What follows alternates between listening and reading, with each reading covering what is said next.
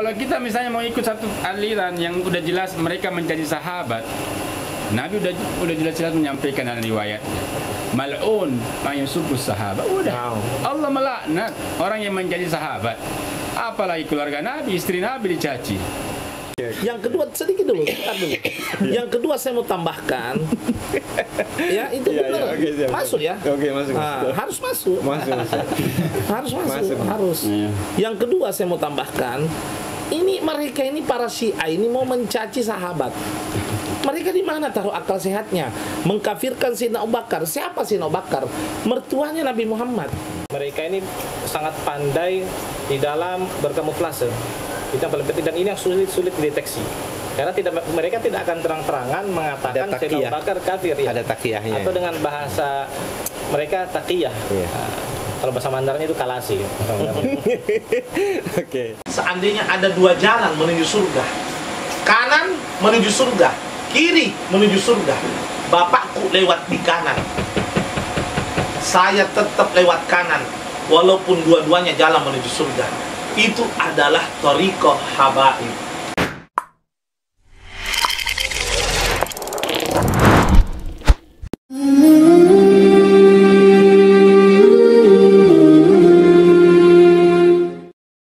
Assalamualaikum warahmatullahi wabarakatuh. Waalaikumsalam.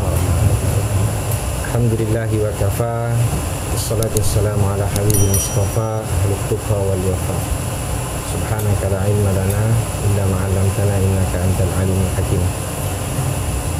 Saudara-saudaraku sekalian, dimanapun Anda berada, semoga Anda semua sehat walafiat dalam menjalankan aktivitas sehari-hari. Kembali bersama saya dari channel ini di kediaman Wang Hasan Majid dan Ibu Hajah Osmahar yang besok rencananya akan menikahkan putra sematang wayangnya, Andi Alif Ibrahim, yang berada di belakang kamera. Yang saya lihat dari tadi ini senyum-senyum sumringah karena sebentar lagi besok insya Allah akan menjemput permaisurinya. Saudara-saudara sekalian, dan secara istimewa di tempat ini saya dikelilingi oleh orang-orang mulia yang merupakan dzurriyyat dari Rasulullah Shallallahu Alaihi Wasallam. Ada 3 narasumber istimewa yang berada di samping kanan saya ini. Saya perkenalkan dulu ya. Yang pertama adalah Habibana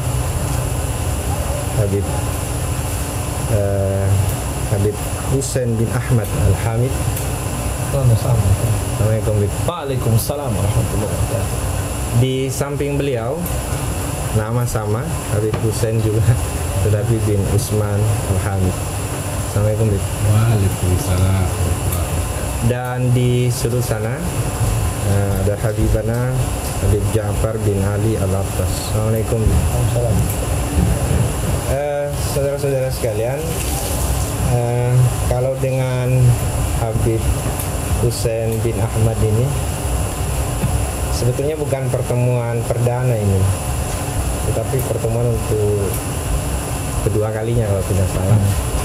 Beliau tidak kenal saya, tapi saya kenal persis beliau tahun 2015 kalau tidak salah Di masjid ya. Habib Husain ini kan pernah di Papua, di Sorong. Ya. Setelah antum 2016 itu saya masuk di masjid yang sama, di masjid Kuba. Oh, di Sorong. Jadi saya banyak dengar cerita tentang antum. Jamaah. Beliau saat ini adalah pengasuh Pondok Pesantren Sunniyah Salafiyah Makassar sekaligus ketua DPW Rabithah Alawiyah. DPC ya? Nah, belum terbentuk. Oke. Apa kabar ini, Bib? Alhamdulillah, saya berlafiat. Dan Habib Husain bin Usman Al-Hamid ini, beliau adalah pimpinan Majelis Rasulullah Kota Makassar sekaligus pengasuh Yayasan Qalbian Al-Mustafa Makassar. Dan Habib Ja'far bin Ali Al-Abbas sendiri adalah merupakan santri senior dari Pondok Pesantren Jalwah. Nah, saudara-saudara sekalian dimanapun Anda berada, kita tahu bersama bahwa di Indonesia, khususnya di dataran Sulawesi, Islam hadir di Nusantara, termasuk dalam hal ini Sulawesi Selatan dan Sulawesi Barat. Itu dipelopori oleh ulama kita, baik dari kalangan habaib maupun dari akhwal, dengan haluan Ahlus Sunnah wal Jamaah. Tapi dalam beberapa dekade belakangan ini, kita kemudian diusik oleh segelintir atau sekelompok firqah. Saya menyebutnya firqah, bukan mazhab karena kaitannya dengan akidah, yang mencoba kemudian melakukan pengusikan terhadap masyarakat kita yang berhaluan Ahlus Sunnah wal Jamaah ini, yang sudah ditanam oleh ulama kita. Nah, oleh sebab itu saya ingin meminta nih sedikit barokah ilmunya dari masing-masing narasumber kita untuk berbicara sedikit ini gangguan-gangguan firqah ini dari kacamata, tentu dari sudut pandang masing-masing narasumber. Saya mulai dulu dari Habib Husain bin Ahmad. Baik, bismillahirrahmanirrahim. Assalamualaikum warahmatullahi wabarakatuh. Waalaikumsalam. Alhamdulillah, wassalatu wassalamu ala rasulillah, amma ba'd. Kalau kita berbicara tentang Islam di Indonesia, saya lebih tepat mengatakan Indonesia, karena dengan kalimat Nusantara ini sedikit agak risih telinga saya. Karena juga ada firqah yang baru mengistilahkan Islam Nusantara. Nggak ada, Islam nggak ada yang Nusantara. Jadi Islam jangan dinusantarakan, tapi Nusantara yang diislamkan. Itu yang benar ya. Islam jangan dinusantarakan. Nggak ada Islam Arab, Islam Yaman, Islam apa, nggak ada. Yang ada satu, Islam la ilaha illallah Muhammadur Rasulullah. Nah, lalu yang kedua, tentunya perlu kita pahami bersama, Islam di Indonesia mayoritas dibawa oleh para habaib, bukan semua. Perlu kita sadari, mayoritas. 9 wali songo itu 8 diantaranya habaib, hanya 1 yang bukan habaib, Sunan Kalijaga. Dan semua berasal dari negeri Yaman, walaupun ada sebagian dari negeri lain. Syekh Jamaluddin yang ada di Sengkang, ya, senior daripada sebelum wali songo, juga habaib. Pangeran Diponegoro habaib, banyak para habaib.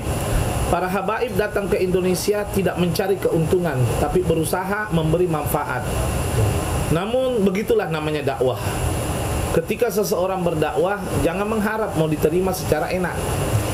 Saya ingat guru kami Al-Habibana Taufik bin Abdul Qadir As-Segaf pernah berkata, suatu saat kamu berdakwah di satu tempat merasa enak, cepat pindah. Berarti dakwah itu sudah berhasil. Karena dakwah itu harus gak enak. Makanya kapan-kapan misalnya daerah Mandar ini ada cobaan, ya itulah namanya dakwah. Kalau merasa enak, dihormati, dicium tangannya, disanggung, hijrah. Karena kenapa? Daerahnya udah berhasil. Banyak orang yang mengatakan dakwah itu bagaimana membuat mereka itu cinta kepada kita, majelis kita banyak, ya, pengagum kita banyak. Itu bukan dakwah, itu cari popularitas. Dakwah itu merubah yang tidak baik menjadi baik. Nah, itu proses pasti ada gesekan, karena ada pro, ada kontra. Begitu juga dalam menegakkan akidah, ya, menegakkan akidah, yaitu akidah Ahlus Sunnah wal Jamaah, akidah kita bersama, yang kita tahu bersama itu berasal dari Thariqah Ba'alawi, ya. Nah, tentunya pasti ada yang namanya kontra, baik itu ajaran Wahabi maupun ajaran Syi'i Rafidhah, ya pasti ada. Nah, yang kita sesalkan, ya, yang kita sesalkan, Syiah itu kebanyakan dianut oleh para habaib, sehingga mau tidak mau mereka terpancing memasuki Syiah dasar cinta kepada habaib. Padahal perlu saya sampaikan kepada saudaraku di mana saja, kalau Anda mengaku cinta kepada para habaib, Anda jangan sekedar ikut omongannya, tapi sadari perbuatannya. Jangan sampai kapan-kapan habaib mau minum khamar. Misalnya ini ada habaib mau minum khamar nih, minta uang kepada Anda, kasih uang saya ini habib loh. Lah kalau Anda kasih, Anda dolim, Anda sakiti para habaib, Anda sesatkan para habaib. Begitu juga kalau ada habaib membawa ajaran tidak benar, jangan diikuti. Kalau Anda ikuti, Anda sesatkan dia juga nantinya. Saya ingat dulu zaman dari Syekh Abdullah bin Husain bin Tahir, ada satu habaib yang mana itu kerjaannya itu mabuk nakal. Ini raja, dia penjara itu habaib. Dia penjara itu habaib sampai akhirnya habaib itu sadar lalu dilepaskan. Tahu nggak ini raja? Detik-detik meninggalnya mimpi ketemu Rasulullah sallallahu alaihi wasallam. Bangga Rasul kepada beliau. Memenjarakan habaib bukan menghina habaib, malah memberi didikan. Jadi habaib itu kita cintai seperti anak kita sendiri. Contoh, anak kita kalau nakal dipukul. Jangan dilihat-lihati, jangan katakan habaib kalau berdosa nggak bakalan berdosa. Nabi bersabda, kalau anakku Fatimah yang mencuri, saya sendiri yang itu dalil. Habaib itu dosanya juga berlipat ganda, amalnya juga berlipat ganda. Kalau dia jadi suri toladan. Tapi kan yang bisa negur juga sesama habaib. Enggak. Buktinya raja memenjarakan habaib. Raja memenjarakan habaib. Jangan kita katakan, oh ini Habib pasti benar. Nggak boleh. Kita cintai darahnya. Kapan-kapan sifatnya bermasalah, wajib kita ingatkan. Malah kalau kita tidak ingatkan, tidak cinta namanya. Ada anak kita suka keluar malam, nggak diingatkan, itu bukan cinta namanya, itu menyesatkan. Begitu juga habaib, tegur. Apalagi ajaran Syiah seperti ini, la haula wala quwata illa billah. Saya sampaikan sedikit ya. Hanya orang-orang yang mau mendapatkan manfaat membenarkan ajaran Syiah. Utamanya mungkin anak-anak muda, adik-adik kami di kampus, di mahasiswa, di mana saja. Kalaupun mereka mau membenarkan Syiah, ada hal yang diuntungkan di dalamnya, yaitu kawin mut'ah, kawin kontrak. Siapa sih yang tidak mau merasakan kenikmatan tanpa dosa sebelum melaksanakan pernikahan yang resmi? Mereka mungkin itu mengatakan seks bebas itu haram, tapi di sisi lain zina itu secara mut'ah itu pahala. Saya pernah ketemu satu kali orang Syiah, Habib tahu nggak? Kalau mut'ah satu kali magomnya seperti fulan, mut'ah 2 kali fulan, mut'ah 3 kali sampai 10 kali magomnya seperti Sayyidina Hasan wal Husain. Lalu saya jawab, oh masya Allah, oke, saya mau mut'ah. Saya mau tanya, ada anak perempuanmu? Ada. Kawinkan saya sama anak perempuanmu, saya mau mut'ah. Dia marah, Habib kok hina saya begitu? Enggak, kan kau bilang mut'ah itu ibadah. Saya mau kasih anakmu kemuliaan. Dia tersinggung. Ternyata dia mau mut'ah, anaknya nggak mau disentuh. Itu ajaran apa itu? Di mana-mana kan sudah jelas. Mut'ah itu sudah dihapus. Di zamannya Rasulullah hanya darurat untuk perang waktu itu. Memang sempat dibenarkan namun dihapus. Tapi ada satu pesan saya, kapan-kapan ada habaib yang berajaran Syiah, ya, jangan Anda mengatakan kita harus ikut, dia itu habaib, berarti Anda ikut sesat. Anda ikut sesat. Jangan katakan keluarga Rasul itu akan aman secara keseluruhan. Ingat baik-baik, ya, Abu Lahab itu keluarganya Rasul. Ya, hati-hati. Jangan sampai Anda mengatakan semuanya aman, insya Allah keturunannya Rasul aman. Hati-hati. Jangan, ya. Saya sampaikan baik-baik. Ada juga habaib yang murtad di daerah Malang. Ya, saya tidak usah sebut bangsanya. Murtad jadi pendeta. Habaib loh ini, ya. Ada satu syarifah murtad, masuk Islam, masuk Nasrani gara-gara mau menikahi pacarnya. Jadi jangan katakan habaib itu harus diikuti secara mutlak, nggak bisa. Yang kita ikuti itu ajarannya, ya, ajarannya, suri toladannya. Dan kalau sudah ada ajaran-ajaran yang tidak benar, jauh itu. Para kakek kita, ya, tidak ada satupun membenarkan ajaran Syiah. Ya, tidak ada satupun membenarkan ajaran Syiah. Gitu. Jadi jelas poinnya ya, bahwa firqah yang mengganggu haluan Ahlus Sunnah wal Jamaah ini salah satunya adalah Syiah, dan yang kedua tadi adalah Wahabi. Sekarang saya ke beliau dengan pertanyaan yang sama. Saya udah setengah jam satu orang ini. Sesingkat mungkin kalau bisa, supaya ada pertanyaan susulan yang kedua.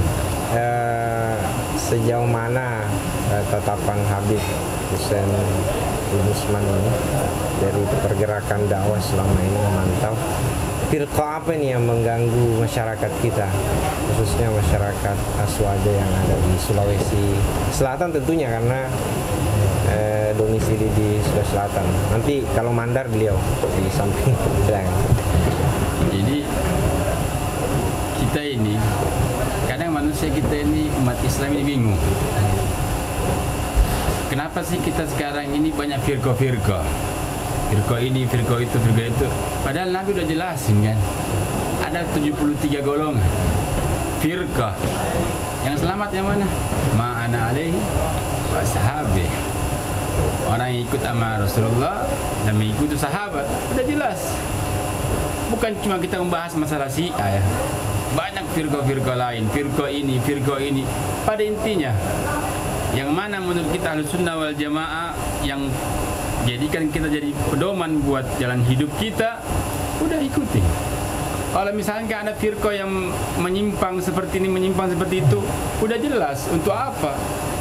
Kita juga gak bakal masuk satu lubang, udah jelas lubang nih, membahayakan buat kita. Nggak mungkin kita berani untuk melangkah, kita bakal jatuh. Ya kan? Apalagi kita tahu Syiah ini menyimpang. Udah jelas-jelas apa banyak dari mereka mengatakan ada Al-Quran, yang mengatakan Al-Kahfi. Beda Al-Quran sama kita. Cuma mereka atas namakan Islam. Sebenarnya sih yang seperti mereka ini, kalau udah kitab sucinya udah beda dengan kita Ahlussunnah wal Jamaah. Al-Quran dia punya Kahfi udah jelas. Udah jangan dikatakan Islam sebenarnya. Udah menyimpang. Cuma kita ini banyak yang apa namanya, dia masih Islam, dia masih sahadatnya udah beda. Sahadat udah beda. Terus yang mana? Dia mau ikut yang mana? Tapi kan ada rukun Syiah, Islamnya. ada Syiah Zaidiyah. Ya, kan ada dibagi lagi. Dibagi 3. Ada Gulat, ada Rafidah, ada Zaidiyah. Cuma Zaidiyah ini udah di mana sih ya Zaidiyah di Indonesia ini? Memang ada? Enggak ada. Jadi Syiah yang ada di Indonesia enggak ada. Udah jelas Rafidah kebanyakan. Yang Zaidiyah ini ada di kota Hadramut. Nah. Ada namanya di Zabit. Mereka kota Zabit ini kota kecil. Gariyah, Zabidiyah. Di situ doang. Itu pun mereka Masya Allah sama Ahlul Bait Masya Allah, sama sahabat Masya Allah. Yang Rafidah ini sahabat dicaci maki, istri Nabi dikatakan, istri Nabi macam-macam, fitnahnya luar biasa. Bahkan dulu pernah kita adakan pertemuan untuk mengambil gelar dokter. Siapa namanya yang ketua ini Jabi ini? Jalaluddin Rahmat. Sempat dia mau ngambil gelarnya. Sudah meninggal. Iya. Jadi pada intinya mereka ini Syiah ini udah menyimpang. Kita nggak perlu pembahasan. Udah selesai kartu mati. Pada intinya kita tahu yang mana yang benar udah, yang mana yang sesat. Udah jelas. Kalau kita misalnya mau ikut satu aliran yang udah jelas mereka menjadi sahabat, Nabi udah jelas-jelas menyampaikan dalam riwayatnya. Mal'un mayusubus sahabat. Udah. Allah melaknat orang yang menjadi sahabat. Apalagi keluarga Nabi, istri Nabi dicaci. Iya kan? Makanya kemarin perdebatan itu ketika mengambil gelar dokter, ada dari perwakilan mereka mengatakan benar kejadiannya itu. Sayyidina Aisyah memang sempat ribut dengan Sayyidina Umar. Mana buktinya? Ada karangannya ini. Udah, mereka tidak bisa membuktikan. Bahkan kita bilang, udah, pada intinya udah sesat. Kita nggak bisa ngasih gelar dokter. Jadi pada intinya, ya Allah, kita ini umat Islam punya akal. Agil yakfi bil isyarah. Orang yang punya akal itu cukup dengan isyarat. Ini udah sesat. Ini udah sesat. Ada sejarah satu terakhir. Sejarah ini di zaman Faqihul Muqaddam. Ada satu namanya yang tinggal di daerah Hudaidah. Hudaidah ini perbatasan antara Yaman dengan Saudi. Ada satu orang yang bernama Qati'il Lisan. Jadi disebut sama orang kampung itu orang yang pernah terputus lidahnya. Ini orang ini cintanya sama Rasulullah, cintanya sama keluarga Nabi, cintanya sama sahabat-sahabat Nabi. Ketika dia punya azam, dia punya niat. Nanti insya Allah anak berangkat di Madinah, anak ingin beri salam kepada Rasulullah, anak ingin beri salam kepada sahabat-sahabat Rasulullah. Ketika dia sampai di magam Rasulullah, memberi salam, Assalamu alayka ya Rasulullah, Assalamu alayka ya Taha, Assalamu alayka ya Yasin. Pas itu dia menyebut Assalamu alayka ya Abu Bakar, Assalamu alayka ya Umar. Ketika ada orang sampingnya mengatakan, dia melihat, kamu dari mana? Saya bilang, saya dari Yaman, saya dari Hudaidah. bisa nggak saya undang kamu makan di rumah saya, makan siang. Bilang itu udah, nanti setelah saya mau ziarah, saya mau datang ke rumahmu.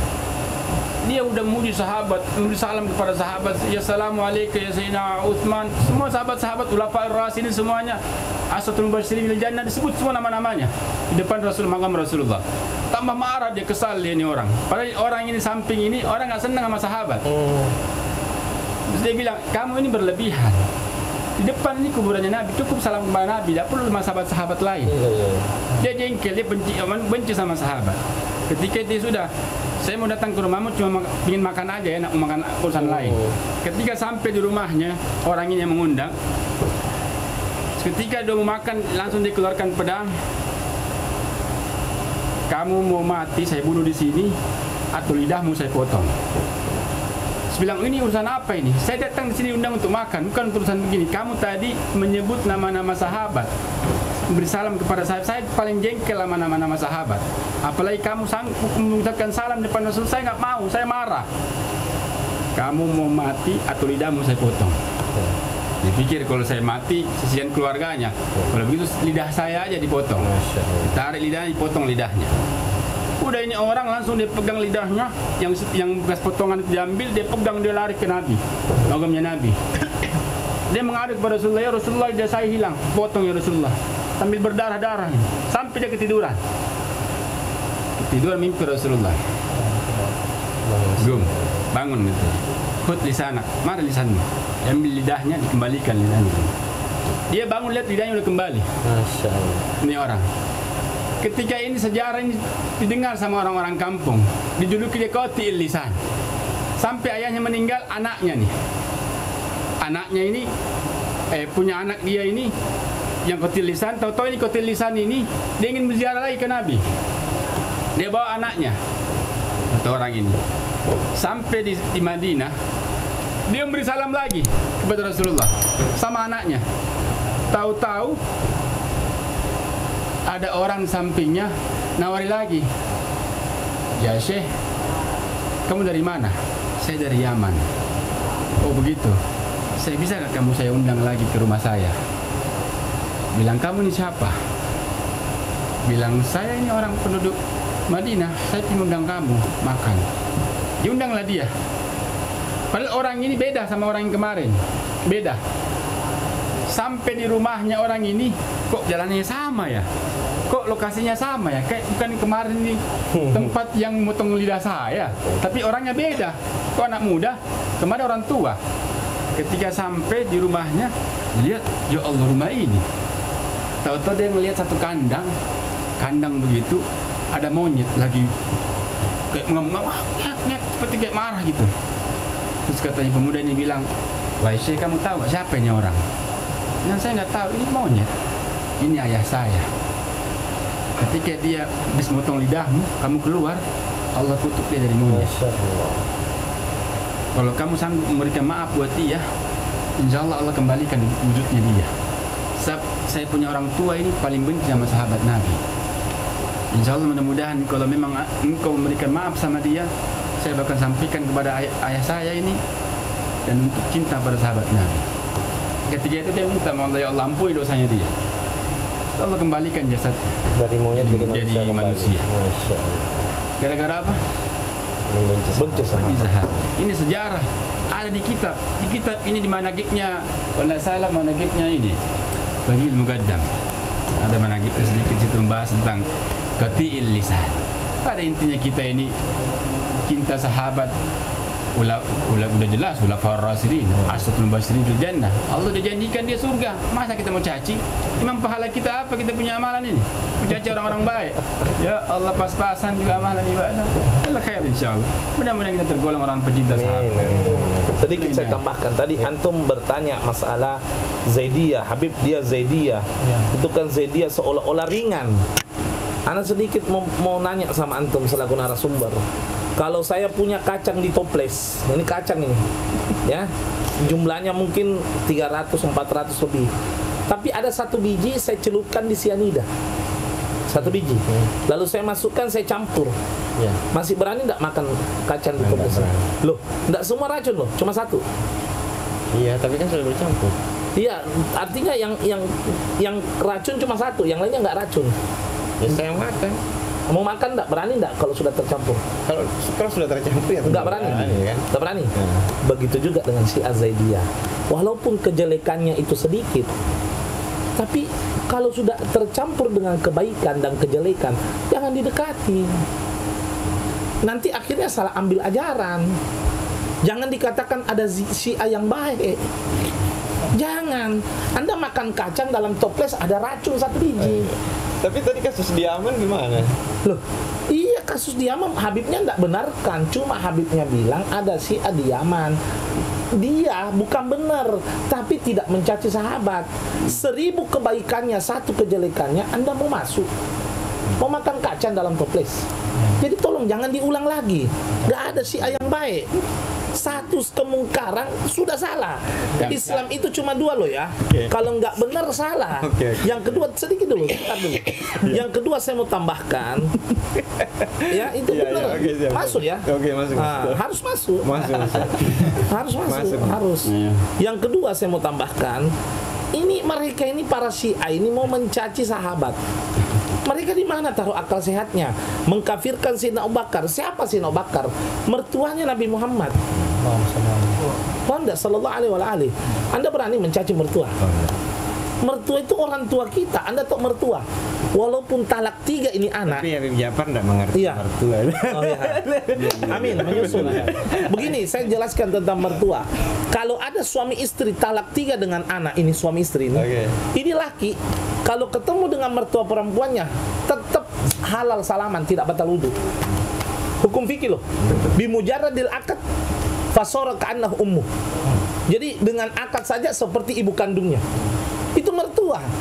Anda mau mencaci mertuanya Nabi, mencaci mertua saya, wallahi saya tidak ridho. Apalagi mertua Nabi. Siapa Sayyidina Umar? Mertuanya Nabi. Hafsah anaknya Sayyidina Umar. Siapa Sayyidina Utsman? Menantunya Nabi.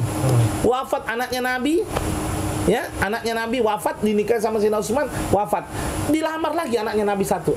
Orang bilang, "Ya Nabi, kau kasih anakmu ke Sayyidina Utsman padahal sebelumnya wafat?" Apa kata Nabi? "Wallahi seandainya 1000 anakku perempuan diminta sama Utsman, saya kasih." Bagaimana cinta kepada Sayyidina Utsman? Ini ada makhluk di akhir zaman mau benci sahabat. Manusia yang dicintai Nabi. Apa Nabi nggak tahu kalau dia itu khianat? Mau nggak ngangkat menantu orang maksiat? Mau nggak mengangkat menantu orang kafir? Kita menantu itu cari orang yang baik. Saya murid saya, kemarin saya mau carikan jodoh, saya hati-hati, jangan sembarang. Itu murid. Apalagi anak saya mau carikan menantu. Saya tidak mau cari menantu sembrono. Nabi bukan orang sembrono mau cari menantu asal-asalan. Lihat Sayyidina Utsman, itu menantu Nabi. Nah kalau memang seandainya Sayyidina Abu Bakar dan Umar itu dibenci sama Sayyidina Ali, ayo saya mau tanya, siapa khalifah setelah Sayyidina Utsman? Siapa? Setelah Sayyidina Utsman, Sayyidina Ali bin Abi Thalib. Tahu tidak arti khalifah? Presiden seluruh dunia, bukan presiden Indonesia, seluruh dunia. Punya wewenang nggak? Punya. Kenapa dia tidak bongkar kuburannya Sayyidina Abu Bakar dan Sayyidina Umar? Karena dia cinta dengan mereka. Menutup sedikit tambahan, Habib Anis pernah berkata, Al-Alawiyin lam yasluk bi tariqat abai fa huwa alawi. Wa man yata'addab bi adabi abaihi fa huwa alawi. Wa man yata'allaq bi suluki abai fa huwa alawi. Seorang Alawiyin, Ahlul Bait yang tidak memiliki akhlak seperti akhlak kakeknya bukan habaib. Yang tidak memiliki jalan seperti jalan kakeknya bukan habaib. Yang tidak memiliki thariqah seperti thariqah kakeknya bukan habaib. Makanya paman daripada Habib Hussein ini, Habib Umar bin Ahmad Al-Hamid, Jakarta, Condet, pernah bercerita, seandainya ada 2 jalan menuju surga, kanan menuju surga, kiri menuju surga, bapakku lewat di kanan, saya tetap lewat kanan walaupun dua-duanya jalan menuju surga. Itu adalah thariqah habaib, yang ikut dengan ajaran kakek-kakeknya itu salafun saleh, bukan ikut dengan ajaran Iran. Paham ya? A'udzubillahi min dzalik. Paham? Tambahan. Ada pasti keduanya nanti. Ada pasti keduanya. Makin malam makin Cukup. makin hangat. Iya. Cukup udah baterainya ya. Oke. sudah tinggal Tunggu. Ini teropong saudara sekalian. Setelah kita mendengarkan dari dua narasumber kita ini yang mengupas dari sisi kacamata Syiah, perspektif sampai internasional loh tadi. Ya, di Indonesia. Nah, sekarang kita ingin teropong ini salah satu pengganggu pemusik dari Ahlussunnah Jamaah kita di Sulawesi ini, khususnya di Wali Mandar. Kita persepit aja Wali Mandar ya. Oke. Nah, ini paling sering loh saya lihat dan saya saksikan di sosial media, paling getol menulis tentang aktivitas Syiah, berikut dengan embel-embel Habib Ja'far bin Ali Waqas. Bismillahirrahmanirrahim. Assalamualaikum warahmatullahi wabarakatuh. Terima kasih para guru-guru kita yang sudah hadir di sini. Alhamdulillah. Jadi terkait tentang materi kita tentang Syiah atau ajaran-ajaran yang di luar Ahlussunnah wal Jamaah, saya kira mungkin sebagaimana sudah dijelaskan oleh dua guru kita tadi, bahwa inti daripada ajaran ini adalah mereka adalah orang-orang yang mentakfir para sahabat, bahkan mengatakan bahwa Sayyidah Aisyah dan Sayyidah Hafsah itu adalah sebagai pelacur, disebutkan di dalam. Jadi, namun sekarang yang menarik sebenarnya adalah mereka ini sangat pandai di dalam berkamuflase. Itu yang paling penting, dan ini yang sulit dideteksi. Karena mereka tidak akan terang-terangan mengatakan Sayyidina Abu Bakar kafir, ya. Ada takiyahnya. Atau dengan bahasa mereka takiyah. Iya. Kalau bahasa Mandarinnya itu kalasi. Oke. Jadi ini yang sebenarnya harus dibahas, karena ini orang yang tidak bisa, orang tidak tahu. Jadi dengan tema cinta, tema ukhuwah, dan paling sering itu tema persatuan. Kenapa mereka sering mengangkat tema persatuan? Karena mereka merasa dipinggirkan, karena mereka merasa tidak akan bakal diterima di masyarakat. Maka diangkatlah tema persatuan, jangan suka pecah belah. Karena mereka sudah yakin ketika mereka menampakkan identitas mereka akan ditolak di masyarakat. Maka tema-tema ukhuwah, mahabbah, persatuan itu selalu mereka angkat, toleransi dan lain sebagainya. Itu adalah persiapan mereka untuk mengcounter serangan ketika kedok mereka terbongkar. Nah, yang menarik di sini adalah pertama, dari segi fatwa-fatwa daripada para ulama kita. Contoh di Mandar ini masyhur dibaca Ratibul Haddad. Nah, di Mandar, alhamdulillah Sulawesi Barat banyak masjid-masjid, khususnya daerah sekitar mungkin Campalagian, Pambusuang, dibaca Ratibul Haddad. Ratibul Haddad ini sebenarnya harus lebih disemarakkan lagi. Kenapa? Karena sejarahnya Ratibul Haddad ini disusun karena mulai masuknya paham Syiah di Hadramaut. Disebutkan dalam kitab Syarah Ratibul Haddad, ketika mulai masuk paham Syiah saat itu, bahkan dalam riwayat dikatakan itu yang masuk Syiah Zaidiyah. Ya, bukan Imamiyah, bukan Ja'fari, itu yang masuk Syiah Zaidiyah yang katanya kadarnya lebih ringan daripada Imamiyah. Datanglah beberapa ulama kepada Al-Habib Abdullah bin Alawi Al-Haddad, yang beliau seorang mujaddid di zamannya. Ya Habib, susunkan kepada kami sebuah doa yang akan kami baca untuk membersihkan Hadramaut daripada ajaran-ajaran Syiah. Maka disusunlah Ratibul Haddad yang kita ma'ruf, yang kita baca sekarang. Jadi alhamdulillah ketika digalakkan pada itu, berkurang pengaruh Syiah saat itu di Hadramaut. Nah, jadi alhamdulillah di Mandar ini kalau digalakkan dibaca Ratibul Haddad, itu selain memang tujuannya sebagai benteng, sebagai disebutkan dalam syarah juga, man lazama ratibi hadza ruzika husnul khatimah. Siapa yang melazimi ratib ini akan mendapatkan husnul khatimah, juga akan insyaallah kampung itu steril daripada aliran sesat termasuk Syiah. Nah, kemudian yang menarik begini. Terkadang mereka menggunakan bahasa, lo kan tidak semua Syiah itu sesat. Akhirnya sering mereka berkamuflase.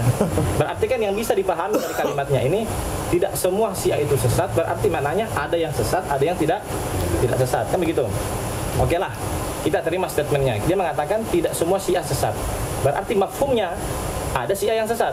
Kan begitu? Ada yang tidak. Sedangkan Ahlussunnah wal Jamaah semuanya benar. Tidak ada Ahlussunnah wal Jamaah yang sesat dan Ahlussunnah wal Jamaah yang benar. Jadi Ahlussunnah wal Jamaah 100% benar semua. Kalau Syiah, kata mereka, ada yang sesat, ada yang tidak sesat. Nah, jadi analoginya seperti ini. Saya memberikan sebuah analogi yang mudah dipahami. Misalnya ada 2 gelas air. Ya. Ada 2 gelas air. Anggaplah ini gelas air, ya, contoh. Gelas yang pertama ini dari 10 pakar kesehatan yang hadir, ya, 9 atau 8 diantaranya mengatakan jangan minum air tersebut. Itu air ada racunnya. Tapi 2 pakar kesehatan yang mengatakan oh tidak apa-apa itu. Sekali lagi saya ulang, ini air dari 10 pakar kesehatan yang hadir, 8 mengatakan jangan diminum airnya. Itu air berbahaya untuk kesehatan. Tapi 2 mengatakan oh tidak apa-apa. Oke, ya. Tidak apa-apa. Jelas sampai sini? Oke. Gelas yang satu dari 10 pakar yang hadir semuanya mengatakan ini bagus. Ini sehat, ya. Oke. Jadi ini ada yang mengatakan tidak baik, ada yang mengatakan baik. Ini 10 pakar semuanya mengatakan baik. Secara akal sehat, kalau orang menggunakan nalar yang sehat, kira-kira mau minum yang mana? Yang tidak berisiko. Yang tidak berisiko, saudara. Yang tidak berisiko. Begitu juga kalau ada si A yang jelek, ada yang si A baik, Ahlus Sunnah semuanya baik. Lebih aman Ahlus Sunnah wal Jamaah. Mirip kacang tadi ini. Ya, mirip kacang sianida tadi. Jadi seperti itu. Jadi itu sering dilemparkan, isu itu sering dilemparkan. Apa tidak semua si A jelek? Ya sudah, betul. Ahlus Sunnah wal Jamaah baik semua. Makanya karena baik semua itu yang diajarkan ulama kita di Mandar Sulawesi Barat dari dulu. Buktinya, mau bukti, saya kasih bukti. Di Mandar dari dulu kalau kita sholat tarawih, setelah tarawih kita baca Al-Khalifatul Ula Sayyidina Abu Bakar As-Siddiq taraddau an radhiyallahu an. Itu ajaran siapa? Ajarannya ulama Mandar dahulu. Di khutbah juga begitu. Di khutbah juga. Warda anil khulafa'ir rasyidin Sayyidina Abu Bakar Umar. Dibaca di situ. Jadi menunjukkan di Mandar ini dari dulu Ajarannya Ahlus Sunnah wal Jamaah, saudara. Makanya bahkan ulama mengatakan sebenarnya salah satu sehingga disebabkan kenapa ulama kita dahulu itu membuat kebiasaan sholat tarawih di sela-selanya itu dibacakan Sayyidina At-Taraddi dengan Sayyidina Abu Bakar, Sayyidina Umar, itu untuk mengusir orang-orang Syiah, untuk membentengi kampung ini jangan sampai ada orang Syiah di situ. Jadi kalau ada orang Syiah biasanya ciri-cirinya nggak suka ikut sholat tarawih biasanya. Kalau Syiah bukan tidak mau mengucapkan itu, Syiah malah tidak tarawih. Ya, betul. Karena yang memperbaharui tarawih ini nanti Sayyidina Umar. Betul. Ya, betul. Sayyidina Umar. Ya memang salah satu, dan saya pernah dengar sendiri, saya pernah dialog dengan salah satu orang Syiah. Dia mengatakan begitu. Tidak perlu salat tarawih itu kan karangannya Umar itu. Karena kan Sayyidina Umar mengatakan nikmatul bid'ah hadhihi. Ketika pertama kali salat tarawih dikumpulkan dan indah kelihatannya salat tarawih setelah Nabi jadi dalam sejarah disebutkan Nabi SAW itu tidak tiap malam bertarawih di masjid, tidak. Takut turun ayat. Ya, takut turun ayat sehingga menyebabkan wajib pada umat. Rasulullah tidak mau memberatkan kepada umatnya. Namun ketika beberapa sahabat sudah kumpul, Nabi tidak datang, muncullah inisiatif dari Sayyidina Umar bin Khattab untuk mengumpulkan sholat tarawih. Namun ketika sudah berjalan sholat tarawih itu berjamaah, dilihat sama Sayyidina Umar mengatakan nikmatul bid'ah hadhihi. Ini adalah bid'ah yang paling indah, ini adalah hadhihi, ini hadis sholat tarawih. Kemudian yang terakhir juga adalah tentang sahabat, ya. Pertama itu tadi mereka tentu tidak mau mengaku kalau kami tidak mengkafirkan sahabat. Saya pernah melihat langsung nasnya sendiri di kitabnya. Di situ beliau mengatakan bi anna Abu Bakrin wa Umar kafirani. Saya lihat kitabnya langsung, ada kitabnya. Kalau dia bilang mana kitabnya, saya bawakan kitabnya. Tapi kitab bukan orangnya kan? Ya, di kitabnya dan ini rujukan mereka. Dan nanti mereka berkamuflase lagi, itu kitab itu sudah tidak dipakai sekarang. Kita udah pelajari semua. Takiannya hebat. Ngelesnya itu kita sudah paham semua. Kita juga punya data lengkap. Sebenarnya kalau untuk di Indonesia ada buku-buku terjemahan orang-orang mereka juga lengkap di situ. Intinya sebagai kesimpulan kalau dari saya untuk sementara ini, kita di Mandar ini sudah punya pegangan ulama-ulama kita di Mandar dahulu, baik yang kiainya, baik yang habaibnya, semuanya Ahlus Sunnah wal Jamaah. Jelas itu. Buktinya kita punya orang tua, kita punya kakek, ada yang namanya Abu Bakar, ada yang namanya Umar, ada yang namanya Utsman dipanggil Isumang, Tengana. Berarti kita orang-orang dulu kita sama sahabat. Bahkan ada dalam falsafah tasawuf di Mandar itu sangana Apek Sulapa itu Abu Bakar, Umar, Utsman, Ali. Itu sampai ada dalam literatur tasawuf Mandar. Artinya apa? Doktrin cinta sahabat Sunnah sudah membumi di Mandar. Jadi kalau Ahlus Sunnah wal Jamaah sudah membumi di Mandar, sudah paten, toh datang orang-orang baru mau menggoyang ini, kita harus bergerak. Masyarakat jangan tinggal diam. Seperti itu. Mungkin dari saya seperti itu. Saya kira untuk fase pertama ini sudah clear ya. Kita semua sepakat kok bahwa Syiah ini memang harus diperangi. Tetapi pertanyaan kedua yang saya kira saya minta juga masing-masing narasumber untuk menjawab. Kasih waktu aja 10 menit. Oke, kalau bisa singkat ini jawabnya juga. 10 menit aja. Dari kaca, saya mulai dari kasih waktu mana aja. Oke. Oh, sudah jam 12. Oke. Saya mulai dari Habib Hussein Ahmad ini. Seberapa parah sih sebetulnya dari kacamata habaib Syiah, perkembangan Syiah sekarang yang ada di sekitar kita ini? Saya Singkat aja. Iya, saya ketemu kemarin ketua Ijabi seluruh Sulawesi Selatan.